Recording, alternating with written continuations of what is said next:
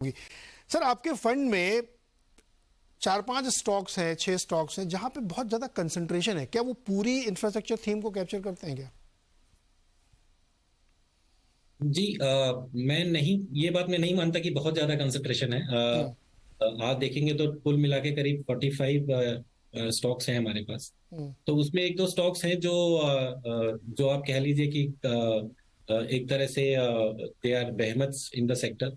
तो वहां पे आप डेफिनेटली थोड़ा ज्यादा वेटेज रखेंगे, बिकॉज वो एक सिर्फ एक दो सेक्टर कैप्चर नहीं करते, जैसा कि आपने बोला कि वो काफी सारे थीम्स एक साथ कैप्चर कर लेते।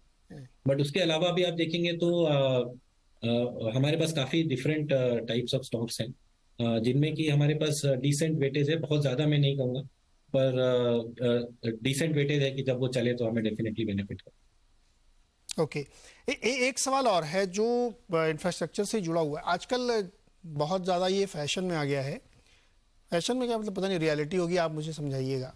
ईएसजी कंप्लायंट इन्वेस्टमेंट, और वो सबसे ज़्यादा मुश्किल पैदा कर रहा है इंफ्रास्ट्रक्चर सेक्टर में ही। इवन जैसे देखिए आप, यूरोप ने एक कार्बन टैक्स भी इंट्रोड्यूस कर दिया जो 2026 जनवरी से इम्प्लीमेंट हो जाएगा, और भारत सरकार ने भी कह दिया कि लोग तैयार रहें। तो बहुत सारे इंडस्ट्रियल सेक्टर्स पे इसका असर आएगा। क्या ये एक दिक्कत है, या आप लोग चूंकि मिलते रहते हैं मैनेजमेंट से, इंडस्ट्री से, और बड़ी बड़ी कॉन्फ्रेंसेज में इस क्वेश्चन को, इस इशू को ठीक से एड्रेस किया जा रहा है यहाँ पे? जी, ये बहुत अच्छा क्वेश्चन है। सो ईएसजी देखिए, ईएसजी का जो डेफिनेशन है, उसमें आप देखिए environmental, social and governance factor तीनों ही इंक्लूड होते हैं। तो अभी जैसे ज्यादा फोकस एनवायरमेंट की तरफ है। और आपने बात की कार्बन टैक्स की, और शायद कल को हो सकता है इंडिया में भी आ जाए, हम नहीं जानते। पर ये बात क्लियर है कि जो पुराने जिसे आप पॉल्यूटिंग इंडस्ट्रीज कह सकते हैं, उनपे कंप्लायंस या टैक्सेशन धीरे धीरे बढ़ता रहेगा। इसमें इसमें ये बात काफी क्लियर है। पर आप देखिए, इससे काफी अपॉर्चुनिटीज भी क्रिएट होती हैं। फॉर एग्जाम्पल, जैसे कार्बन टैक्स अगर आप लगाते हैं तो उसकी वजह से फिर कंपनीज को चाहिए कि वो लोग अपने कार्बन एमिशंस को कम करें। तो कार्बन एमिशन कम करने के लिए उनको कैपेक्स करना पड़ेगा। तो कैपेक्स करेंगे तो फिर हमारे इन्वेस्टमेंट साइकिल को उससे बेनिफिट होगा। सो जैसे कि आपने इलेक्ट्रिफिकेशन की बात करी, तो इलेक्ट्रिफिकेशन में आज इतने सारे इलेक्ट्रिक कार फैक्ट्रीज आ रहे हैं, तो फाइनली वो कंट्री में इन्वेस्ट ही हो रहा है, राइट?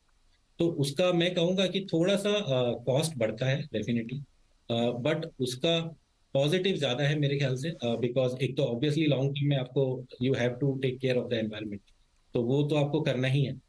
एंड आपको हम्म। इन्वेस्टमेंट के भी बहुत सारे उससे ऑप्शंस क्रिएट होते हैं, जो कि पहले नहीं थे शायद। Okay.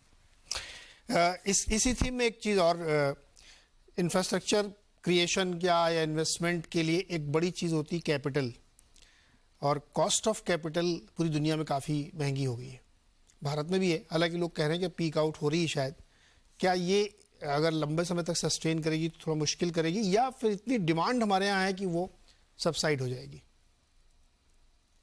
Ji, so cost of capital for sure एक इम्पॉर्टेंट फैक्टर है किसी भी इन्वेस्टमेंट डिसीजन के लिए। पर मैं ये मानता हूँ कि ये सबसे बड़ा डिसीजन, सबसे बड़ा, या कह लीजिए मेक और ब्रेक नहीं है।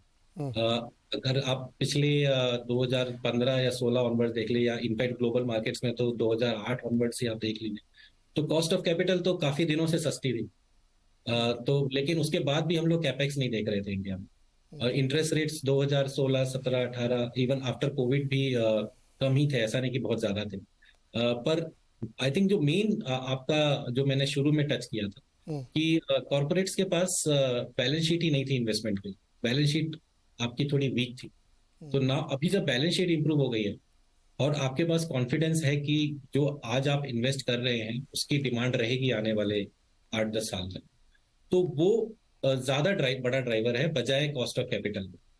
अगर आप 2004 से 2010 का साइकिल भी देखते हैं, तो 2004 से 8 तक ऐसा नहीं कि हमारी कॉस्ट ऑफ कैपिटल बहुत कम थी, लेकिन उसके बाद भी हम लोग ने इन्वेस्टमेंट साइकिल काफी तेजी से आगे बढ़ते हुए देखे।